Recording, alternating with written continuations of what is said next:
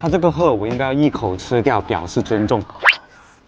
今日我哋食一間開咗差唔多30年嘅魚生老字號 ，N 多博幾都係打卡過。連工作日中午都咁多老廣過你食。佢呢度5斤嘅海灣先25個8一斤。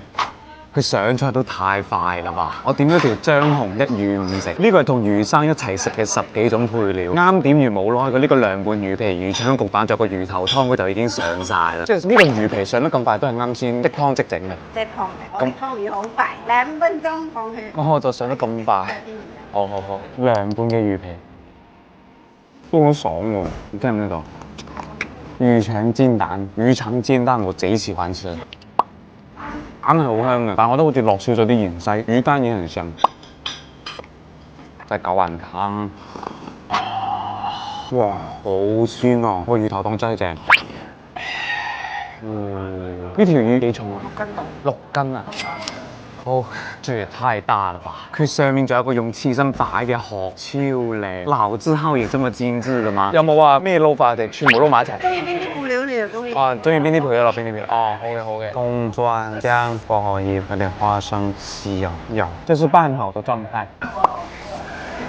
特別有層次感。佢呢種魚咧就係一啲魚腥味都冇，滑嫩彈牙，有啲糯糯地。我覺得如果熟成一下嘅話，會好好食。魚腩飲嗰啲芥辣同埋豉油。哇！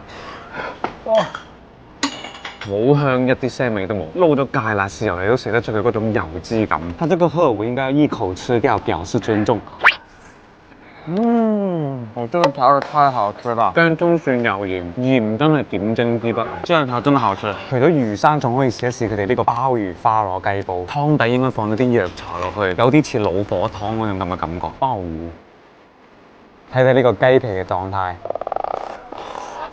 滑嫩，有啲照頭，有啲彈牙。佢呢個煲係真係偏清淡少少。我個人咧就比較中意食濃味啲嘅，咁中意食清淡嘅原汁原味嘅朋友咧，就可以試下呢個雞煲，絕對有雞味嘅呢隻雞。我聽好多人講話咧，覺得佢冇以前咁好食啦。但係據我所知，佢呢度每日夜晚都仲係要排隊。甚至我今日工作中午過嚟咧，都好多老廣一齊喺度食飯吹水。我覺得這個還是說明了一些事情。除咗魚生雞煲，我見好多老廣都係食呢度嘅粵菜。中意食魚生或者粵菜嘅朋友咧，得閒真係可以過嚟試一試。